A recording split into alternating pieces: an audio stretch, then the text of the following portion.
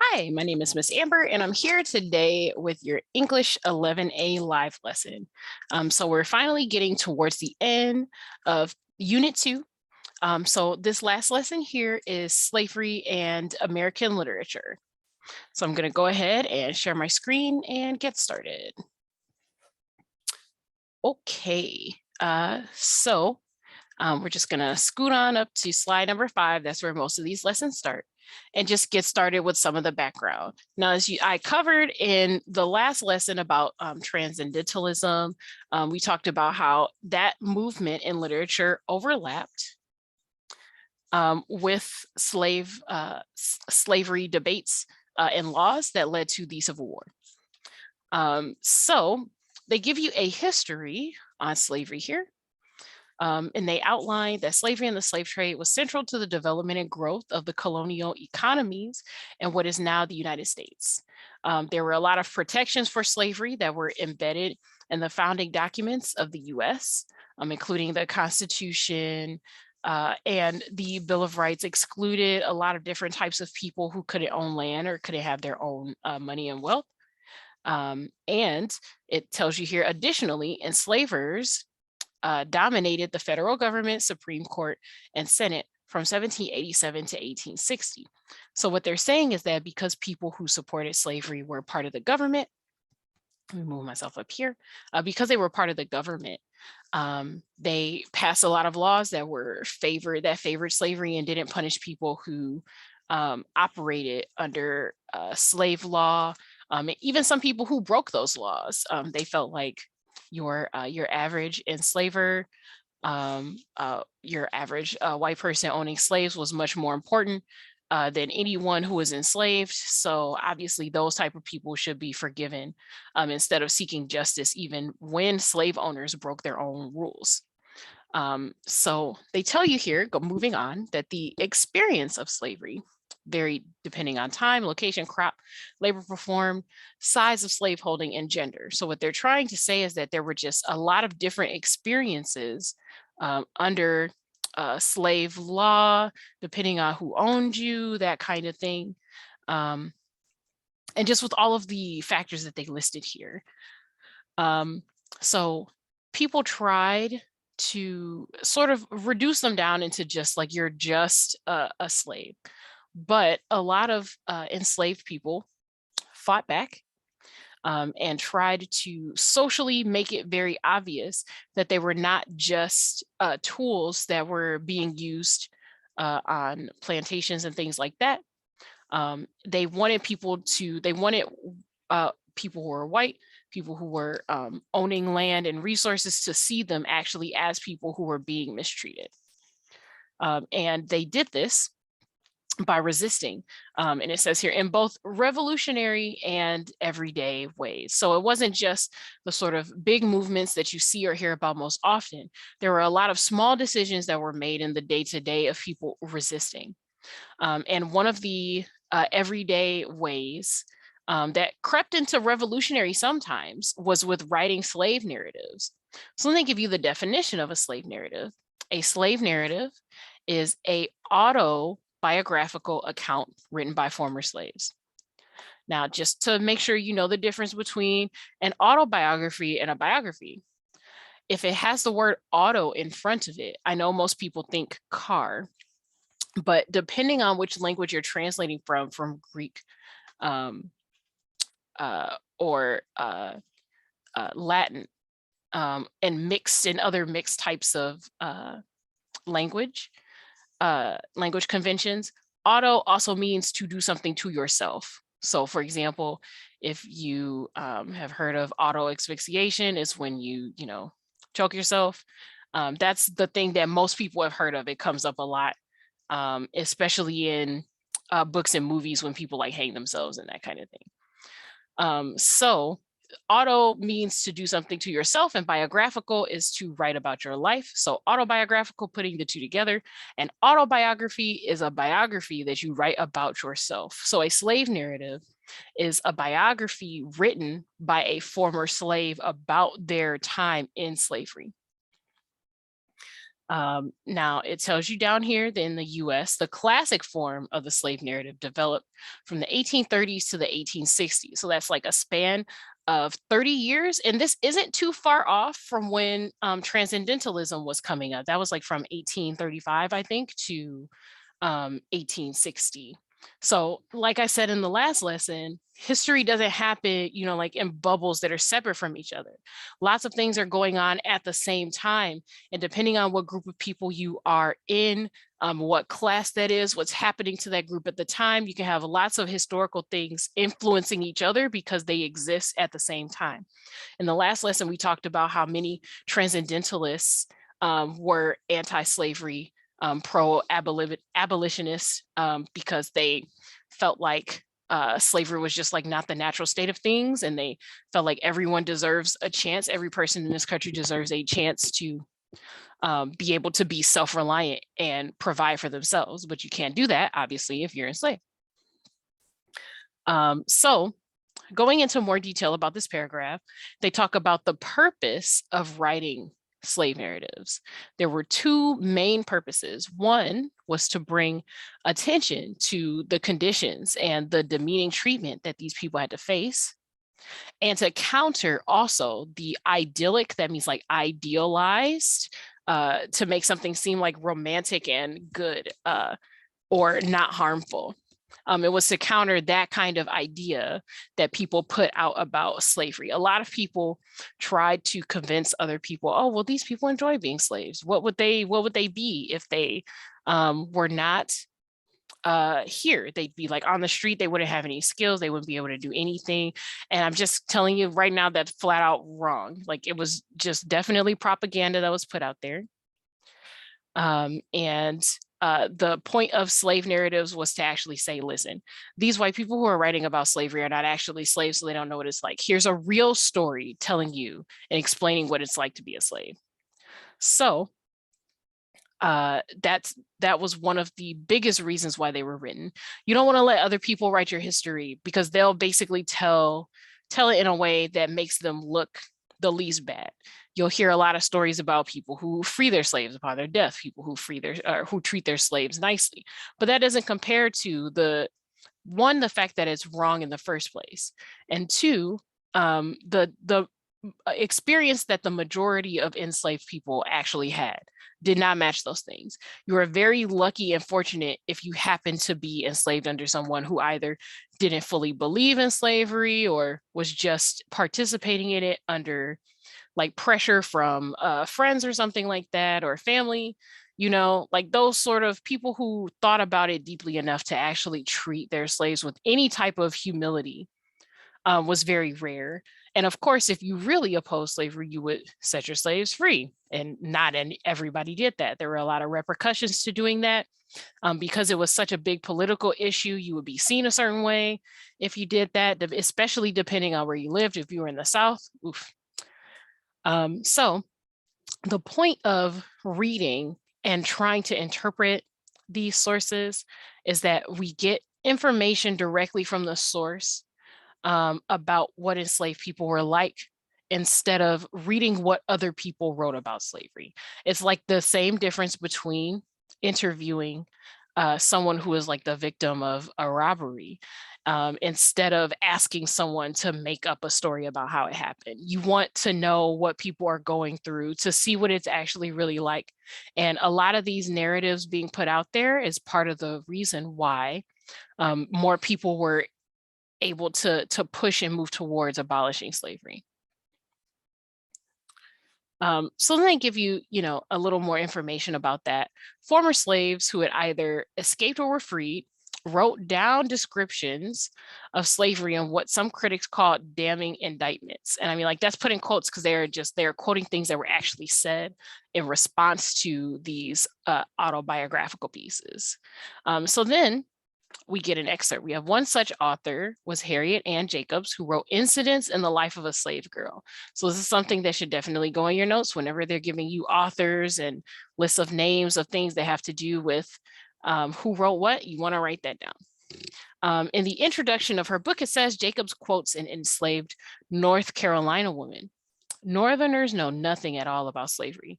They think it is perpetual bondage only. They have no conception of the depth of degradation involved in that word, slavery. If they had, they would never cease their efforts until so horrible a system was overthrown. So basically, they're saying here that the stuff that the South is putting out about what slavery is like is pretty much lies. And it's the purpose of it is to just make white people in the North feel better about not worrying about it as much if it's not the absolute worst. And basically just says, like, if you truly knew how bad it was, you would be fighting until your last breath to make sure that this never happened to another person again. And this is a direct representation of someone saying, listen, I know what people put out there about slavery and how it works. It's not like that. It's not anything like what you see in whatever media is pushed to you, or stories that your slaveholder friends tell you about the couple people in their household that they trust or respect. It's literally nothing like that. And you need to see how terrible it is. Slave narratives were risky to publish because obviously slaves or runaway slaves couldn't easily publish works about what they went through. But there were some people who were officially freed or legally declared free due to circumstances in their lives. And those people sometimes went on tours to talk publicly about their experiences. So it wasn't just something that they wrote that could be ignored. You would have to hear it straight from their mouth, the actual descriptions of the types of things that they saw or heard. So we get a list of those who actually did tours: Frederick Douglass, Sojourner Truth, and Williams Wells Brown. But for other slaves, it was very, very difficult to actually get that information out there, even though it was necessary. And then they here at the end, they add that there were some white abolitionists who tried to depict the horrors of slavery through the works of fiction. And they specifically list Harriet Beecher Stowe because she is the person who wrote Uncle Tom's Cabin. And that's like a really famous work that had a profound effect on the American people. It was a very popular slave narrative. And I mean, of course, it was widespread because she was actually a white author. She was able to publish with the credibility of her whiteness, and she was able to basically write the way that she knew other white people would listen and care. Some people just dismissed Black people outright, regardless of if they were free or not. So regardless of the fact that there were other slave narratives out there, this was definitely the one that had the biggest effect on the American population for its time. It sold over 300,000 copies in its first year, which is a lot given the population at the time. And they add at the bottom here that even though it was a success in bringing light to the horrors of slavery, and the consequences of continuing to treat people badly, it's important to note that in recent years, the 20th century, African-American authors have spoken up about the novel still not going in depth enough to encapsulate the experience. So they feel like it was too simplistic. It didn't go into enough detail. People still read this novel today. When it comes to studying slave narratives, it's entirely possible that you've heard of it or read it yourself, or that someone in your family has read it. It was a staple in English classes for years. But yeah, the main complaints is just that it's too simplistic and that it leaned too heavily on caricatures and stereotypes of African Americans. And it's like basically she wrote what she knew people will respond to, and more often than not, that wasn't very realistic depictions of African Americans, even if the story did show how terrible slavery was. So keep in mind that not everything that comes out and that's written is the truth, just like we studied in the last lesson with transcendentalism. She definitely published this. It was popular. It did get a lot of eyes on the issue. And people got a lot of people thinking hard and paying attention to things. But that doesn't mean that this was as good or as valuable as an actual autobiographical slave narrative. Remember that this is fiction. She definitely was inspired by events that happened within slavery. But since Harriet Beecher Stowe was a white woman who was never enslaved, this technically doesn't count as a slave narrative. It's just taught as like the white perspective on the slavery issue for people who didn't want to support it. Oh, wait, that last slide is the timeline. Yeah, so this timeline pretty much goes over the timeline of major events, some of the major events that happened during the slavery period in America. So this basically covers major political points between 1600 and the 1900s. So I'm going to go over a few of these and try to hit like the major points. But this is a longer one. So this is going to take a little time to get through. I normally try to keep the timelines as short as possible, but there's just a lot. We're covering 400 years of events, and there's just a lot of information here. So 1619, we've got the first African slaves arrive. So they give you information about where they first touched down, which was Jamestown, Virginia in 1619. That's the date that's here. A lot of Africans were at first treated as indentured servitudes. Basically, so saying that they had to work off a debt to gain their freedom, but eventually people reneged on those promises, and they were considered slaves for life. And the betrayal of that is just like really harsh. There's a couple notes here about John Punch, who was a runaway Black servant. This was a very important point. In 1640, Punch ran away with 2 white European servants. They were all formerly indentured, and basically they were all broken the news that they were, just going to be there forever. People weren't going to let them pay off their debts through working, so they ran away. And after being captured, Punch was the only person to be condemned by a court to lifelong servitude, just like not even just no legal avenue of appeal either. So if you were treated unfairly, you were an indentured servant, you still had some like legal course that you could try to seek out if someone would take your case. But the court basically was like, no, because you tried to run away, you're just going to be a slave forever. And he was the only one amongst this group of people to get that sentence. So this was the first documented case of someone being sentenced to lifelong slavery. So what this entry is saying is that a lot of this basically began with making excuses to sentence African indentured servants into lifelong slavery. And that was the excuse that they used for a lot of people. They would just make up excuses as to, well, you have to be enslaved for the rest of your life because you broke the law, or you didn't do this right, or you offended someone. And that's how it started, with that kind of like deception. In 1662, we get the Virginia Slave Code.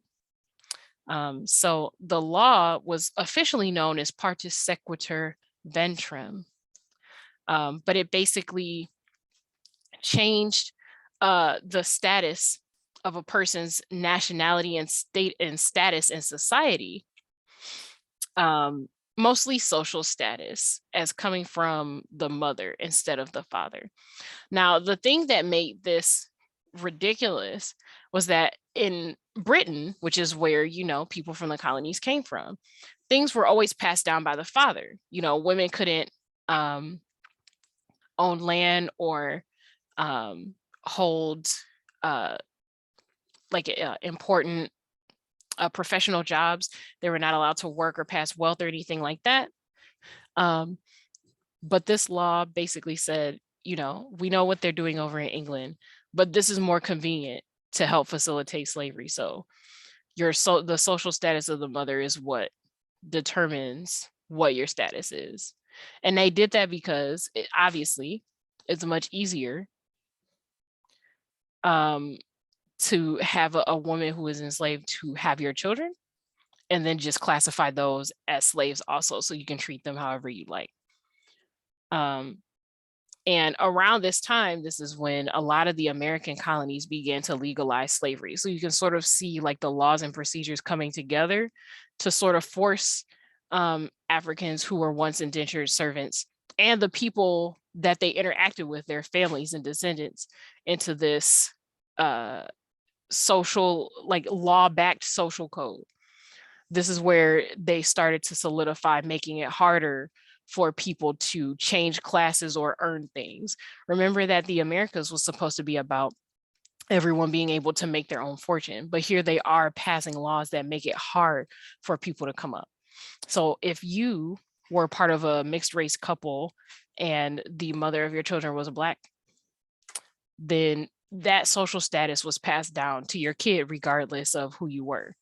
And part of the reason why this is so heinous is because this works hand in hand with the legislation that was passed when America broke away from England and became its own like settlement area region, its own set of states, because to only allow white men of certain stature to have land, wealth, money. This worked hand in hand with this law, the Virginia Slave Code, to make it so that even if your father was of good standing and actually was valuable to society, you would never be able to inherit anything that he owned. It just basically eliminated the ability for anyone to come up without having to resort to lies or trickery and things like that.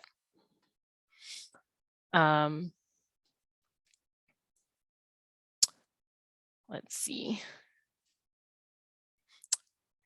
The next one is the Declaration of Independence, 1776. This is exactly what I was talking about. Even though there was language in this document that said all men were created equal, it doesn't mention slavery, and they very purposefully, these men that passed this very purposefully left out any mentions of slavery because it was widely debated. Some people felt like slavery should be a thing and some people felt like it shouldn't.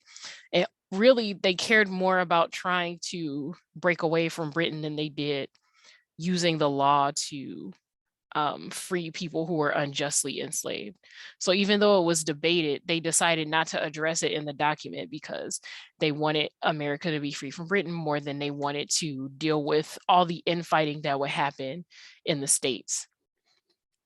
Even after the United States won its independence,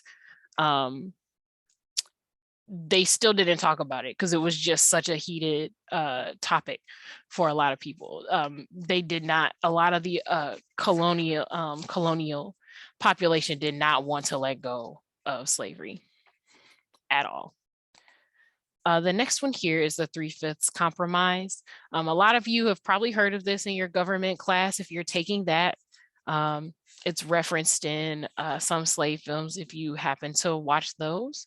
But basically, the US Constitution, when it was passed, it didn't really decide anything about slavery, as we just said, but it included important language about it. So basically, they gave the Congress legal power to stop slavery after 20 years. They figured that was enough. That was basically the compromises. That was far enough ahead for people to not feel threatened now about like their finances and how their households would be affected if slavery was abolished. And there was some arguing at the Constitutional Convention pretty much about taxation and how people should be taxed. So it said the northern states argued that slave owners viewed slaves only as property. So slaves shouldn't count towards increasing a state's representation in Congress. So basically there were a lot of slave owners who were like, oh, well, I have this many, like humans on my slave plantation. So all of their votes should count towards the laws I want to pass. And a lot of northern states at the time were like, no, if they are not people, then they can't vote. So that's not how that works. But there was also the issue basically of how much to tax slave owners for the slaves that they owned too. They felt like counting the slaves as one person. If they didn't count for representation in Congress, then they shouldn't count for when it comes to taxes as well. So the Three-Fifths Compromise was a very dehumanizing amendment that basically counted each enslaved person as 3/5 of a person, so far as congressional representation. And being like counting a human being as part human 3/5 just sort of made it harder for the North and South, or for states that didn't support slavery, to sort of get along with the ones that did. The next section here is 1793. This is the Fugitive Slave Act. Now we talked about this briefly in the last lesson, where we were talking about the different states that got added to the US, and how there was debate over how to decide if a new state was going to be a free state or a slave state. So the indecision was that the people in that territory that was becoming a state would have to vote and decide if they supported slavery or not. But the compromise for that was that the Fugitive Slave Law was passed. And during the period that this law was active, basically it allowed slave owners to cross state lines to search for runaway slaves, and they could be brought back into their home states. People in the North did not like this law because they felt like it encroached on people's freedom when they're in a state that doesn't support slavery. But it was the only way to settle the debate between allowing states to decide when they came into the Union if they were slave states or not. There were more and bigger states that were free states than the ones in the South that wanted to continue slavery. So basically, they accused a lot of the North of manipulating things to be against them. And this was one of the laws that was passed to sort of like keep the peace for as long as possible. People who were in government didn't want there to be a civil war because they knew it would be costly. It was basically following less than 100 years, or about 100 years, somewhere about 100 years after the independence from Britain was established. So people just didn't want to compromise the country so badly, but the back and forth on legal things basically just built everything up until there was no choice but for the two sides to go to war. Here we have 1820, the Missouri Compromise.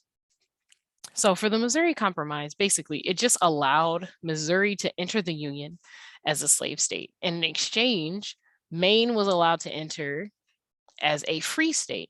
And the reason why this is because there were just concerns that the South had, again, about the North trying to outnumber them in terms of free states or slave states. They felt like if there was a free state majority in Congress, then they would just pass laws to undermine what they had going on in the South.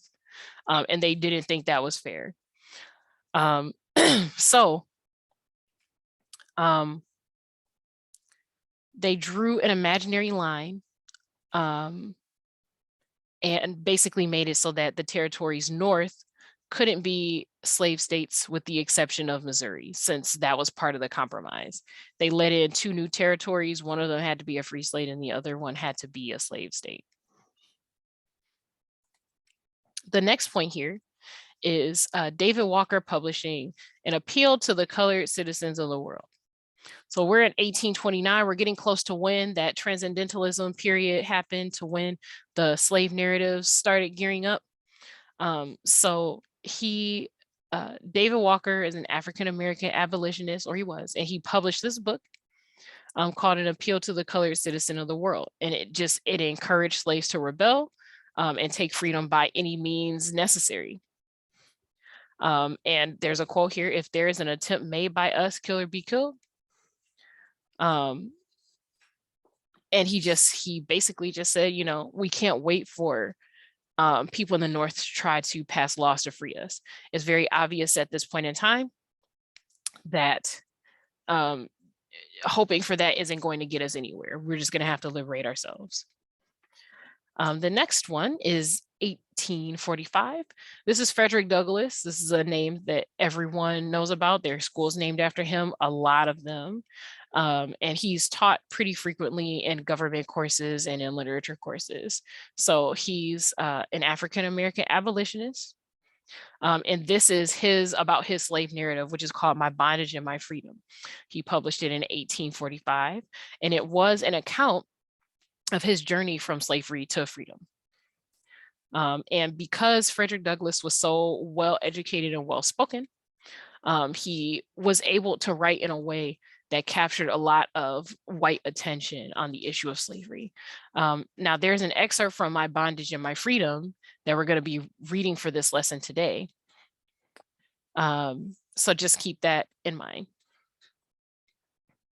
And the next one we have here, William Wells Brown writes a narrative of William W. Brown, a fugitive slave, written by himself. So he announced in the title that this was him writing about himself. This is in 1847. So at this point, this is when slave narratives became popular. People in the North were circulating them around and sort of, like shoving them into the faces of people in the South and saying, like, how can you continue to support this when you have stories like this? And this isn't the only story. Not to say that everything was all smooth in the North, but these sort of books and stories were much more popular in the North than the South, obviously. William Wells Brown is pretty well known. He was an abolitionist lecturer, so he basically traveled to go places and preach that people should go out of their way to try to end slavery. He was also a novelist, playwright, and historian. And the book, just like Frederick Douglass's book, it details his journey from captivity to freedom. So the next one we have here is 1850. This is the Compromise of 1850. And this was a series of bills. So not just one agreement, but a series of bills. So this is closer to when the Civil War was starting. So states were threatening to pull out. And there were just a lot of issues with the North and South figuring out what sort of rules they wanted to pass and things like that. So this banned slave trade in Washington, D.C., but it accepted California into the Union as a free state.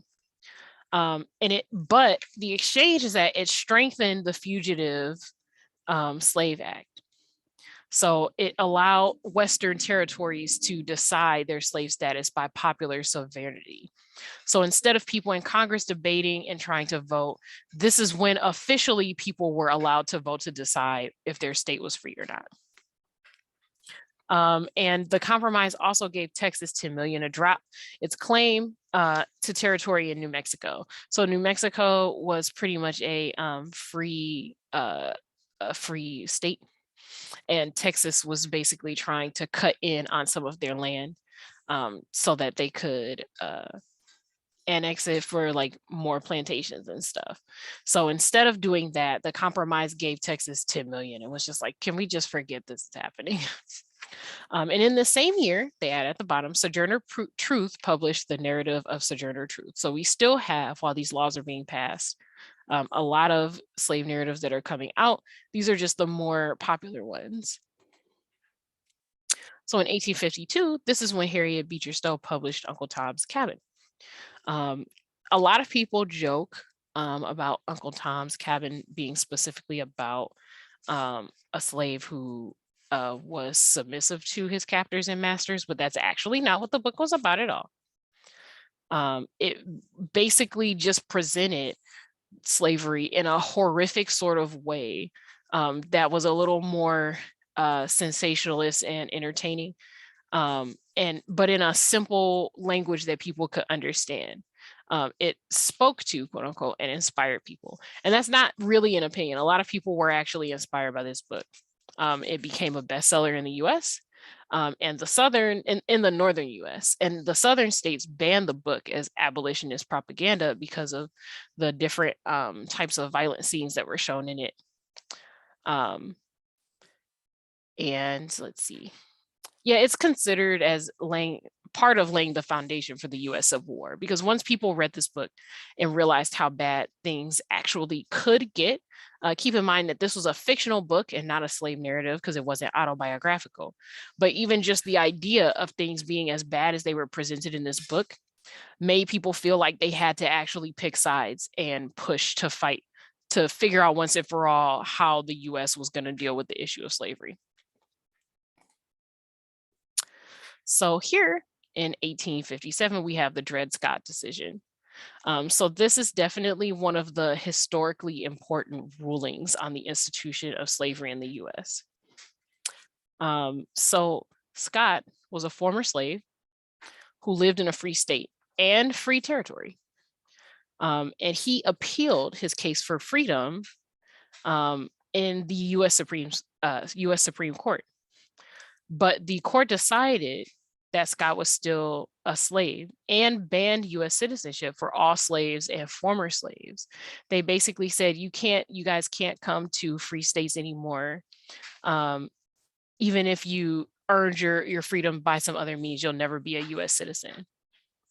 And it also decided, the Supreme Court also decided that the government couldn't decide issues of slavery in US territories. So it basically undid what little progress was made by the Missouri Compromise in terms of people voting. It basically just said, no, the government, this isn't a government issue, this is a local issue. And the reason why they did this was because obviously in slave states, there are people who support slavery. So it'll be easier to maintain slavery in states where people support it instead of having government influence over things. And this is an important decision, not just because of how big it was, but because it was so biased. 7 of the judges were appointed by pro-slavery presidents from the South. And 5 of the judges came from slave-owning families. But honestly, a lot of people were hoping that this decision would just sort of quiet things down, like, oh, well, the Supreme Court definitively decided that if you were once a slave, you'll never have US citizenship. So now the North can, like, stop crying about freeing slaves, because if they can't have citizenship, then what's the point anyway? And they figured that it would help settle the issue so people wouldn't fight as hard. But the opposite ended up happening. And basically, people were talking about how unfair the decision was. And it just led to the tensions in the North and South just being unbearable. It was one of the decisions that helped push the Civil War along. Now here's 1860 when Abraham Lincoln was elected. So they pretty much go into detail about Abraham Lincoln. He wasn't at first going to really debate about slavery, but he opposed the expansion of it at least. So he basically said, listen, if you're currently practicing slavery, I'm not going to stop you because those were policies that were put into place before I was elected. But what we're not going to do is expand that into new territories. And he figured that at the very least, it would keep the people who were currently slave owners happy, while also pleasing people from the North who didn't want there to be more plantations and more slaves. But he was pretty on the fence about it up until it seemed like the Civil War was unavoidable. Basically, the most surprising thing is that Abraham Lincoln won against 3 candidates. So basically what happened was that the vote was split. So they give you the breakdown here. Lincoln was a representative of the Republicans. John Breckinridge was a Southern Democrat. John Bell was the Constitutional Union Party, and Stephen Douglas was the Democratic candidate. So Breckinridge ran on a pro-slavery platform. So all of the Southern votes went to him. But there were some moderate Southerners who voted for Bell. So like any Southerner that was on the fence about breaking away from the North, or about, anyone who wanted to compromise on the issue of slavery, if you were from the South, voted for Bell. Because his whole platform was, let's do what we can. Let's do what we can to try to preserve the Union. He favored preserving the unions. He was like, so let's not dismantle slavery, but let's not allow it to do more either. And the Northern Democrats voted for Douglas. So because there was a break in the Democratic parties, the Democratic Party, Lincoln was able to win with less than 40% of the vote. So basically all the candidates were from parties that were torn on the issue. And a lot of the fact that people didn't want to expand slavery, but didn't want to do something about it either to dismantle it, caused such breaks in the party lines that Abraham Lincoln was able to get the majority of the vote. Or I guess the most votes in this case, because he won with less than 40%. It was just broken up that badly amongst the other three candidates. So in 1861, we have the beginning of the Civil War. So this isn't, like that long after Abraham Lincoln is elected. It was a direct result of the election. A lot of the pro-slavery states were just like, I see. So all the other candidates were either gonna, try to snuff us out, or just don't support slavery at all. So you guys are just like fixing the vote. We don't like being outnumbered by so many states. You guys have been passing laws to sort of diminish slavery for such a long time. That's it, we're out. So this is where the pro-slavery states in the South seceded from the US and formed the Confederate States of America. And 4 other states in the South eventually joined the Confederacy. So basically states were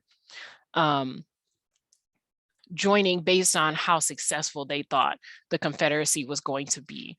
There were some states that didn't join at first, but after the Civil War was, gaining traction after a couple years, some states were like, yeah, okay, you guys seem like you might actually win against the North, so we'll join you. The Confederate attacked Fort Sumter in South Carolina in 1861, which is just 1 month after Lincoln took office. So literally they were just like, I see, this is the candidate you choose, I'm out. We're just gonna have to fight about it. And in this same year that the Civil War began, Incidents in the Life of a Slave Girl by Harriet Ann Jacobs was published. Now, this is important because these slave narratives that were released as the war was beginning was part of the motivation for people to fight as hard as they did. There was a lot of political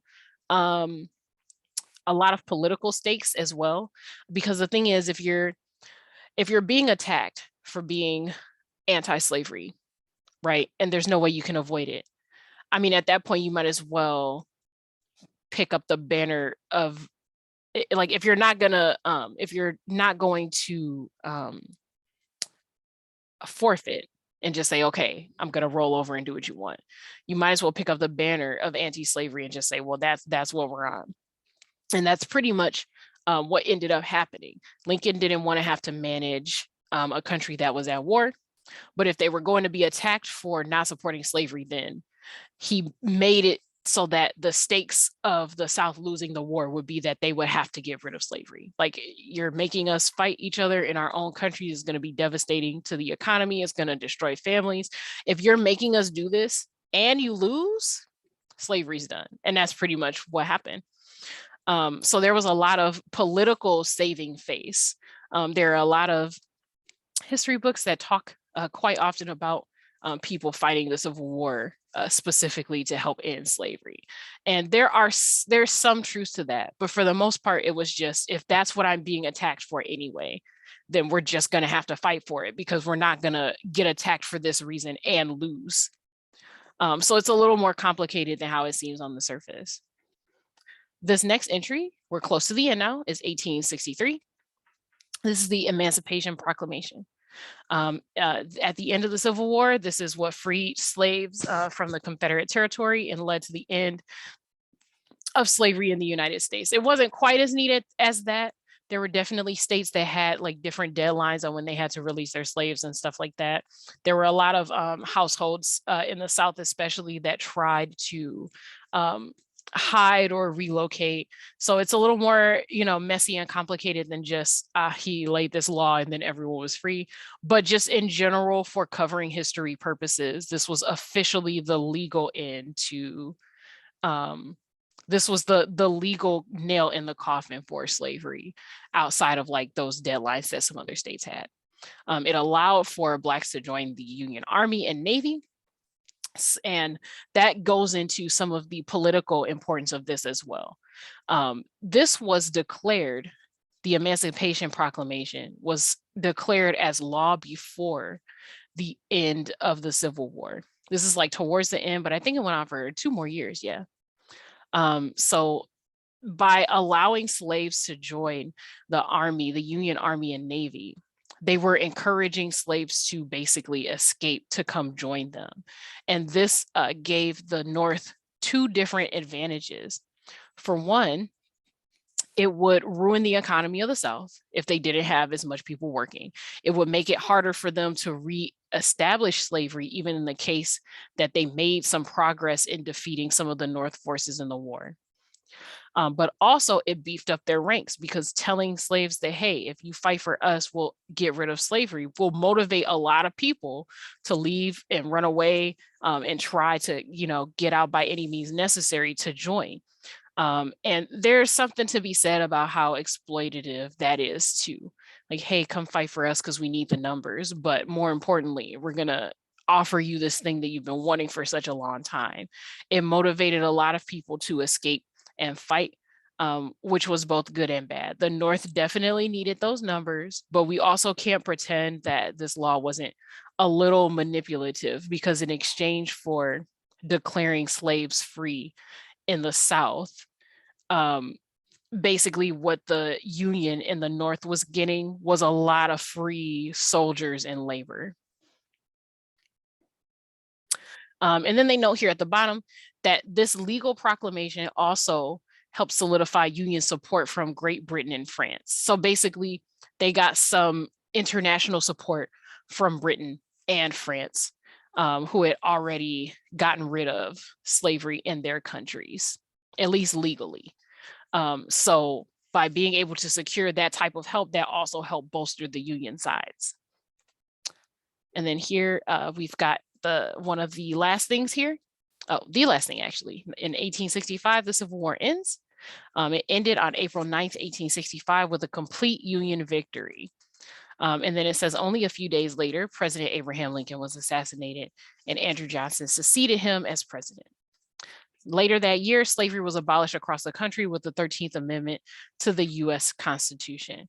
It's important to remember this regardless of what Andrew Johnson felt like politically, everything that Abraham Lincoln had done, all those big moves, the support from overseas, it basically had built things up so that anyone coming after Lincoln wouldn't be able to undo what was done. Because you can't declare laws like that and get support from other countries and things like that, and then just sort of like renege. It makes you look bad. So once the Civil War ended and Andrew Johnson was in place, he basically had to follow through on the things that Lincoln started.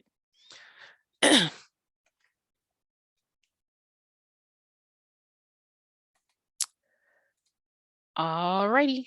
So now we finally get to the reading selections. I know that historical section was very long, but it's important to understand the context and background that all of this stuff that we're reading was written in. Slavery was a long, ongoing issue for several hundreds of years in the US.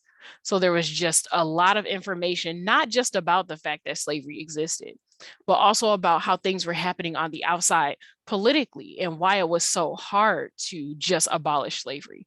It wasn't easy to just pass a law that says, like, yes, we can't do slavery anymore.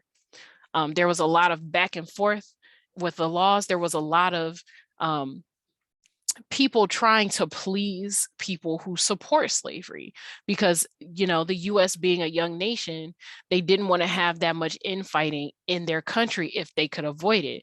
because once you're in a war, you're losing resources, you're losing people. The US wouldn't have been able to stand on its own as a nation if it devastated itself in a war so soon after it was established as a country.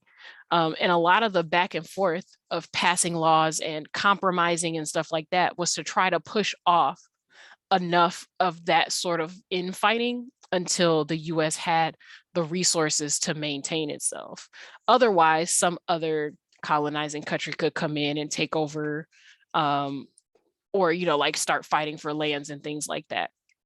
So a lot of the reason why slavery lasted for so long is because of that back and forth of trying to please each other just long enough to hold the country together. And they value that a lot more than doing the right thing, which would have been freeing the slaves.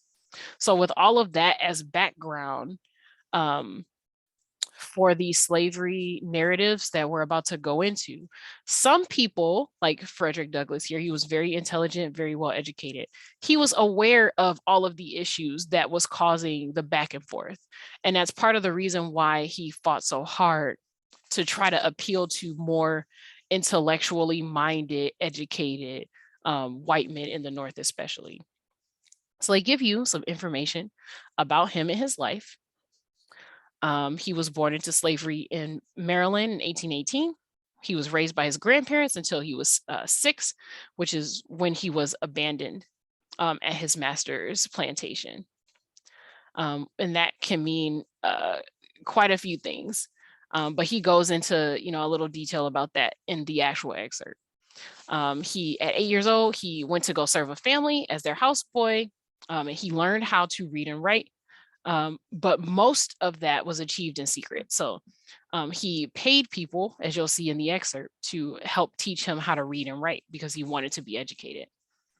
And he details a lot of this in the excerpt and in the book in general, My Bondage and My Freedom. I would suggest that if you're interested by what you read today, to go look up a reading of the book online, try to find it digital on Amazon. It's a pretty famous book. Frederick Douglass is highly regarded as a speaker on these topics, and his story is very moving and interesting. Now, down here at the bottom, they tell you he escaped his enslavers at the age of 20, and he moved to Massachusetts with his wife and began attending abolitionist meetings. Now, this was at a time where it was a lot easier for slaves who had escaped to just be free. 1818 was right before the Missouri Compromise, and it did allow, this was also after the Fugitive Slave Act, so it's possible that he could have been caught, but he wasn't. And this was also before the Supreme Court said if you're a former slave, you can't have U.S. citizenship. So he was able to become an American citizen. He was able to be one of the nation's first Black lecturers. And because he was so well-spoken and well-read, a lot of white people didn't believe he was a former slave. They just thought it was impossible. And part of the reason why he wrote his autobiography, The Slave Narrative, was to prove that he had that background and that history. And he served as an advisor to President Abraham Lincoln on slave-related issues. Now, down here at the bottom, they have the excerpt. Now, as you guys know, I don't go through excerpts, and these are fairly modern ones. So you should be able to read and understand them. However, if you're having issues with them, please seek out help from a tutor, schedule a tutoring appointment so that you can get through the reading and understand what it means. As always, I'm going to go through the analysis to make sure that you understand what you're going into. Sometimes it's just easier to see the analysis and know what you're looking for so you can spot it when you read it. Okay, so here we've got analysis. Basically, they talk about the purpose of some of the parts of the excerpt that you had here. They specifically focus on the excerpt that talks about Frederick Douglass paying people to help him learn. basically his book takes an approach of taking a logical approach direction with talking about slavery. He tries to illustrate that belief in slavery and values that go with that are things that are taught, not things that happen naturally. So he reflects on his childhood and the type of children he used to come across. And he basically said that he's never known a young child to be a fan of slavery. He only knows older people who have been taught that it's right by other adults to side with it. And that's where he starts. He talks about how younger children have always been able to recognize how unfair slavery is. People are the same no matter what their skin color is, and children, understand that. And that's something that we even see today in like social media posts and things like that. People comment on it all the time, that racism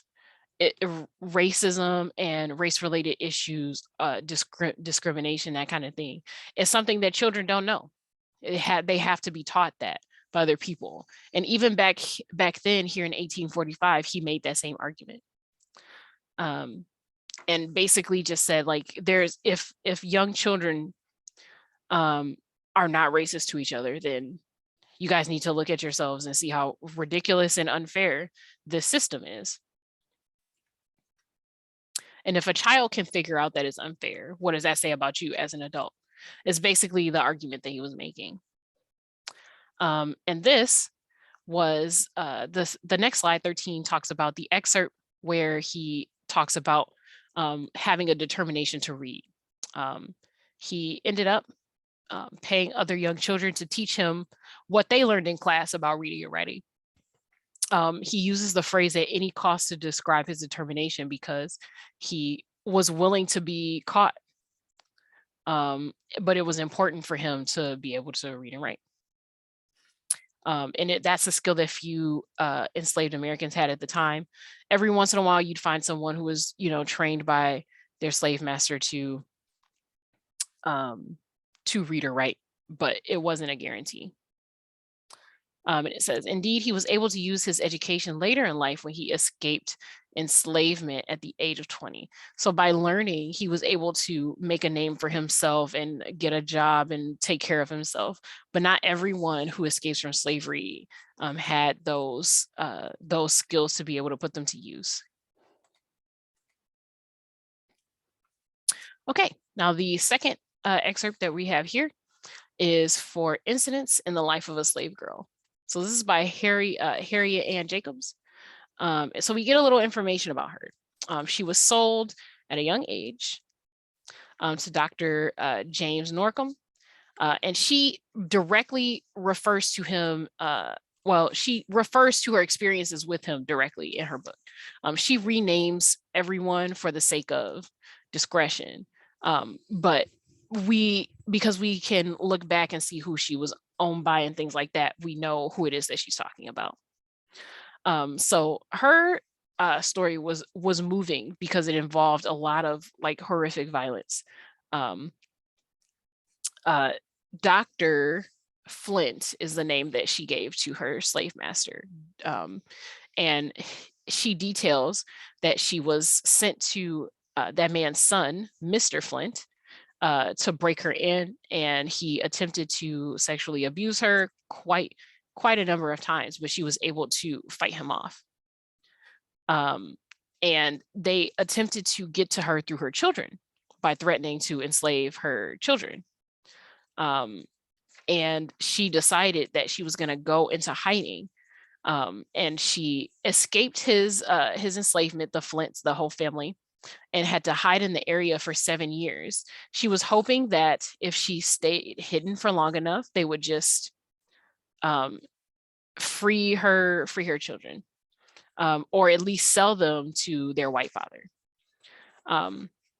They tried to resist doing this for a long time because they knew that if they sold these kids to their white father, then he would free them.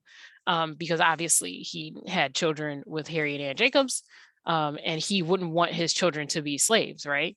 So she basically tried to call their bluff on enslaving them. And because she stayed gone for such a long time, like 7 years is a long time, she was hoping that Mr. Flint wouldn't want to look after them and would sell them. So her plan did eventually work.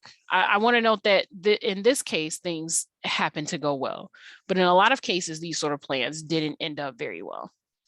But yeah, she did actually, eventually they did sell the children to their father, and he did free them, and she was able to reunite with them. And after she reunited with them, she wrote Incidents in the Life of a Slave Girl. She published it under a different name than her own, just because obviously she wasn't legally free, so she didn't want people to find her. And this brings up an important point. A lot of authors had to use pseudonyms or other names, fake names, to protect the identities of not only themselves, but people who helped them get to freedom. You can't, give away all the secrets. You don't want people to get arrested for helping, especially when there were laws that were passed against helping slaves reach freedom. But what's important about Harriet Ann Jacobs' story and others like it is that there were not a lot of slave narratives from a female perspective. And that's why it's being included here. Let's see what else is left. Okay, so it's just the analysis. They pretty much give you a really good summary of this in a couple slides. So they pretty much explain here that things were very difficult for her. She had family and friends to aid her. She hid for 7 years, so she had to have someone who was helping her. And she describes how she hid in their homes with hope that they wouldn't betray her, because you never know. And apparently her people were very loyal. At some point, her children were jailed and just sort of like locked up because Dr. Flint and Mr. Flint, her former slave owners, figured that maybe if they put her children in distress, she would come out if she were around watching them. Like, they were trying to actively find her, and they didn't think for a while that she had actually abandoned her kids. So, but her friends did actually attempt to care for her kids while they were jailed, while they were going through stuff, while Dr. and Mr. Flint were trying to figure out what to do with them. She didn't tell most of her family members where she was staying in case someone came looking for that sort of information. It's a little easier to say you don't know anything if you actually don't know anything. And then they give you a small excerpt of that. Knowing how distressed my grandmother would be, I wanted to send her a message, but it could not be done. Everyone who went in or out of her house was closely watched. So it just couldn't happen that way. It was, they have a picture of Harriet Jacobs here on the right. And pretty much this slide, number 18 and 19, they give you, let's see. Okay, yeah. Here on slide 18, they pretty much just give you a summary, basically of the excerpt, and they give you more information about how she had to stay with her friend for 7 years, drawing on her own strength for comfort, and they detail some information about the characters in this story. So there's Dr. Flint, that was her slave owner, and then there's Mr. Flint, who is his son. And then there's also the woman who helped Jacobs escape. Obviously, she couldn't put this person's name in the book.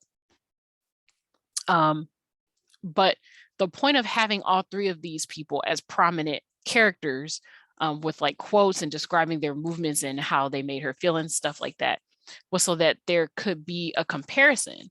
Obviously, there's more types of white people than just people who support slavery. There was this woman who helped her escape and hide her and helped her to get the word out to take care of her family. And it was important to Harriet Jacobs that she not only get the word out there about how terrible slavery was, but that she also make it very clear that there were different types of white people as well. The Flints were typical white slave owners. They were cruel and merciless to the people who they have enslaved. But because the woman that helped her escape is also in this book, there's contrast to that cruelty. So they wanted to represent slave owners, or she wanted to represent slave owners that treated their own enslaved workers kindly, because to a certain degree, if you were a slave during this time, that was the best you could hope for. The law in the North were not moving fast enough to free people from slavery, so people had to rely on the kindness of their slave masters, and of slave masters that didn't agree with treating slaves cruelly, if they were going to have any type of like meaningful life. Okay. Now this last section is focus on language. So this is conjunctive adverbs, right? So there's a couple things that you have to be familiar with. I'm going to try to run through them a little quickly.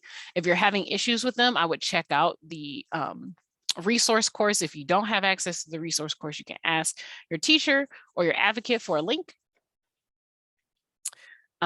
So here are the concepts that you need to know, and I'm going to give you a short definition of each one.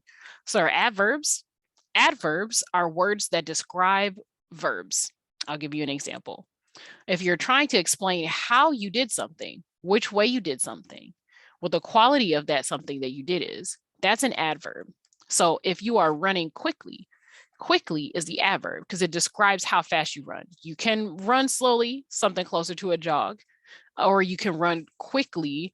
Yeah, with like that implies that you're like running your full speed. A clause is a section of a sentence. It is a section of a sentence that has a subject. So that means that there's a person, place, or thing that the sentence is about. And there is a verb. So it tells you that that person, place, or thing is doing something. It's not a full sentence. There are some clauses that are not full sentences. So it's important to know what a clause is. There's a subject and there's a verb. The next one is an independent clause, which is a type of clause. Now, if you know the word independent, you know that means that you can stand on your own, you can do things on your own. So an independent clause is a clause that can be a sentence on its own. There is a subject, there is a verb, and it's also a complete thought. It can be one sentence on its own. I went to the store is an independent clause. There's I would be the subject, and going to the store is what I did. I went to the store. If I wanted to add another clause to it, I could write out a sentence that says, I went to the store to buy some Flamin' Hot Cheetos. So now we're adding another clause explaining other things that have happened in the sentence. We're adding more detail to what it is that I'm doing. I went to the store, but what did I go to the store for? To buy Flaming Hot Cheetos. Now, if you were to take to buy Flaming Hot Cheetos and have it on its own, that's not a full thought. There's no subject. Yes, we are buying something, and that is a verb, but it doesn't tell you who or what is buying the object. So keep in mind, independent clauses have a subject and a verb, but it's also a complete thought. And then the last section here is a semicolon. So a semicolon is the thing that looks like a comma with a dot on top. So usually you use semicolons to link together sentences that are closely related, or to separate lists that have sentences in them, or sections with commas. So you need to know what these things are to be able to understand the rest of this lesson. Just keep that in mind. So conjunctive adverbs are adverbs, remember, those words that describe a verb, that link clauses together. So if you're using a description of how you do something to link two sections of a sentence together, that is a conjunctive adverb. And it says here that they also simultaneously, so that means at the same time, explain how the clauses are related. So I know that sounds really complicated. So we have a word that describes a verb that also explains how two clauses or more are related. And I'm going to read the example that they give you before we read the rest of this paragraph. So the example that they give you is this sentence: I decided not to research my essay topic online. Instead, I went to the library. So here, instead is the adverb here. So you want to do something instead of something else. Instead literally means in place of something else. Here's how I did this thing. So they used a semicolon to separate these two clauses. And you know that these are two independent clauses because the first part says, I decided not to research my essay topic online. That is a full sentence, I as a subject. The thing that you decided not to do was research your essay online, right? We got a couple verbs here because it's past tense. You decided not to do a thing. But the second part says, instead, I went to the library. So we do have a second clause here. I went to the library is a clause, but this person decided to do the second thing instead of the first thing. So they're giving you information about what they were going to do at first and what they decided to do with the adverb instead. So the adverb, the conjunctive adverb instead, is what explains why these two things are connected. You could just have two sentences that says, I decided not to research my essay topic online, period. And then say, I went to the library, period. But these are two separate things, and these could happen at separate times. We don't know how they're related to each other time-wise. But the word instead tells us that this person went to the library during the time that they normally would have been researching their essay topic. So that's what makes instead the adverb in this case. It's describing how they're doing the second thing. They went to the library in place of, instead of doing their research topic. Since they're two sentences that are closely related, that's why the semicolon is used. Now here they give you a list. It says that a comma must always follow the conjunctive adverb when it's linked to two independent clauses. So that's exactly what we had here. We had two sentences that could be independent. They could be sentences on their own. They are independent clauses. But since they're linked together by instead, this comma has to follow the conjunctive clause. That's basically what they're saying. So if you're joining two separate sentences and using the conjunctive adverb to explain how they are related, you have to put a comma after it. So then they give you a list of common conjunctive adverbs. And I think that if you look at these words and think about how you would use them, it gives you a little bit of a better idea of how you can use them to join something together. You could say, something like, I didn't think I would have so much fun at the carnival. Indeed, comma, this was one of the best days of my life. You are connecting those two separate sentences, this is one of the best days of my life, to I didn't think I would have so much fun at the carnival. The indeed is basically confirming with extra emphasis that because this carnival was awesome, this is the best day of your life. Some of the other easier words on this list to use are otherwise, now, therefore. Similarly, so when two things are similar, you know, they're alike, that kind of thing. We also have finally and however. A lot of people use however. And when you're using however, you're basically saying, so this one thing is true. It's like a fancy but this other thing is also important. So when you're writing, it says you should use the semicolon and conjunctive adverb combination sparingly. So that means not a lot, to allow for varying sentence structure. So basically don't overdo it. You know, I doubt that a lot of you will be practicing this anyway, but it's important for you when you are writing to keep in mind that you can do this, but you don't want to be doing this all the time. If things are related and you want to write about them, you should make sure that it's important to point out that they are related before you use this type of sentence structure. Okay, and this last section is vocabulary and context. So this is a little different from what we normally have to deal with so far as reading selections. This isn't just a list of vocabulary to help build your vocab. If you're watching this video, it sucks that they put this at the end, but this is a list of words that actually show up in the readings for this lesson. Not all of the vocabulary lists actually are things that will come up in your reading selections, but this one is. So every single one of these words is something that you've probably read while you were going through the excerpt. They give you the pronunciation and they give you the definition. Now, if you're using text to speech like the reader, then it doesn't matter. You'll get to hear how it's pronounced anyway.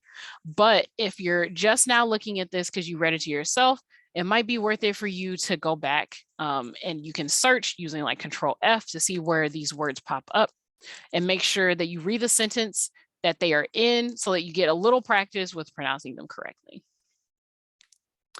Okay, I think the rest of these questions are just vocabulary questions. Yeah, yep, okay. So I'm gonna go ahead and stop sharing now. Whew, that was a long lesson, right? There was a lot of history to go with a background of this specific lesson. So there actually was just a lot of information to take in. A lot of it was background information about the 400 years of slavery.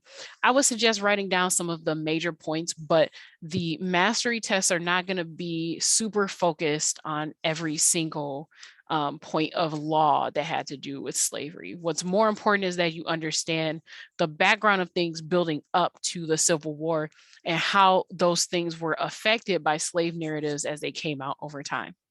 As always, if you're having a rough time with understanding the text, please reach out to one of the tutors. So me or Kathy Vahovic. You can also try to book something with Jennifer Papp. We've got a couple flexible tutors.